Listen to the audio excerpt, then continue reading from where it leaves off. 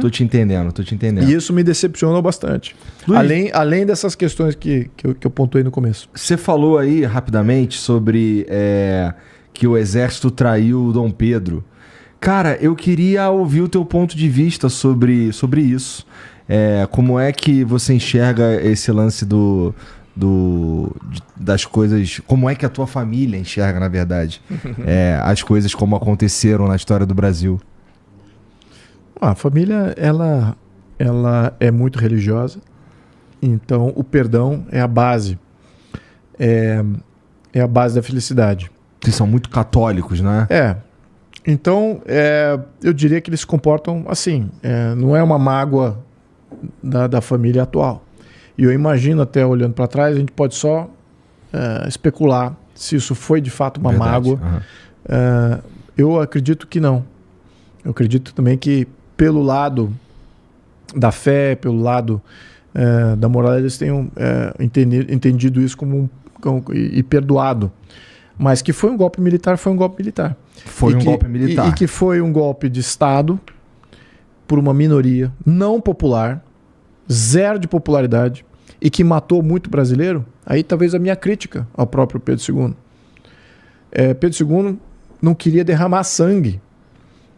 O almirante Tamandaré, até chamado Pedro II, lá tiveram uma conversa que muito sigilosa, que historicamente acho que nem não se sabem, só se especulam o que os dois discutiram, mas deve ter sido alguma coisa do gênero: olha, a Marinha é muito maior que o Exército, podemos acabar com isso agora.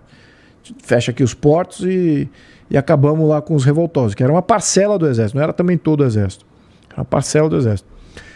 E eu imagino que ali o Pedro II, não, olha, eu não quero derramar sangue brasileiro, por me manter ali num cargo que efetivamente não tinha o poder, era um poder de governo, era um poder de veto, né? Não é um poder ativo, é um poder passivo. E ele também foi educado de uma maneira meio que com os valores mais republicanos, né? Que a república era a coisa do momento. Uhum. Na minha opinião, isso foi um grande erro.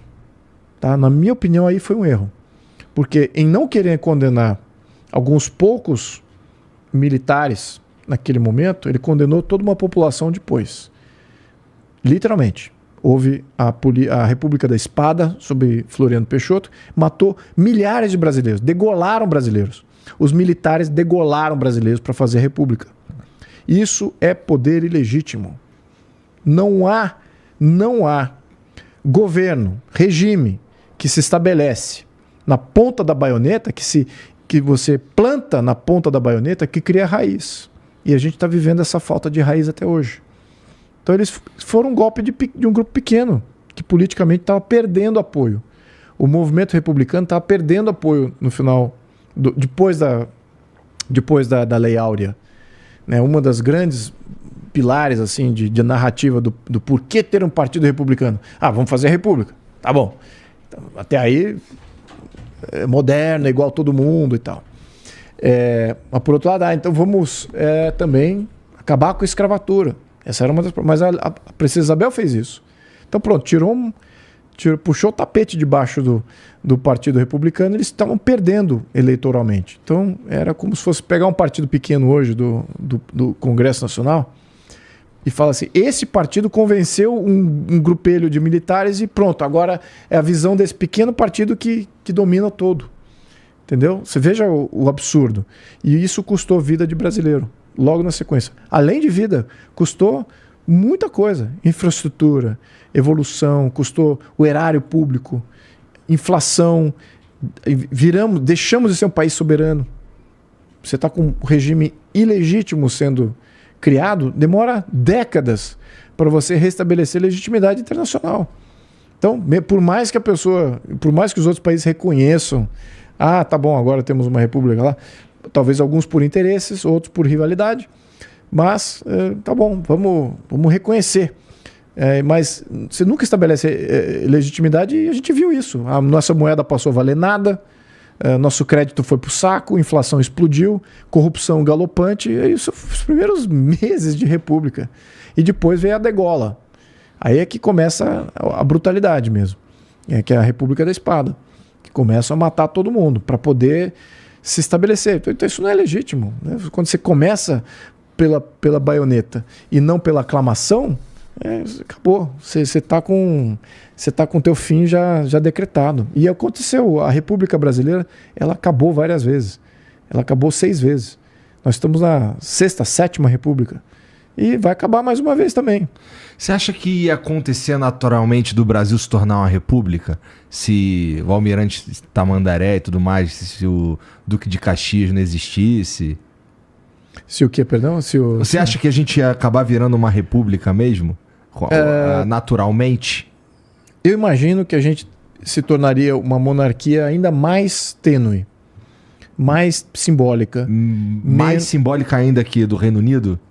Tão simbólica quanto. Tá. Essa talvez é a mais simbólica de todas. Que é, ao mesmo tempo que ela é poderosa pela simbologia, ela também é, juridicamente falando, ela é mais tênue. Se você for ver a monarquia da Noruega, da Dinamarca, da Holanda, da Espanha, de Liechtenstein, são monarquias mais efetivas, com poder ao monarca, mais efetivo do que a monarquia inglesa. Mas eu acho que é exatamente por isso que ela se mantém no poder. Lembrando que ela é chefe de Estado de vários países.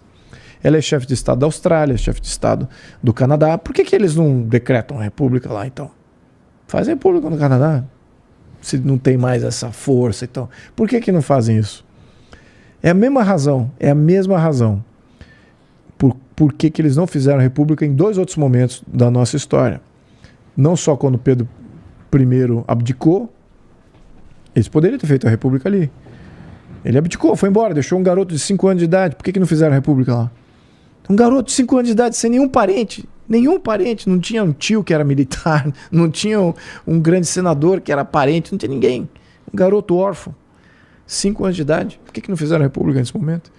A mesma coisa, no começo, né, quando estava Pedro I, naquele momento de independência, indo para trás da história, por que não fizeram uma república ali, né?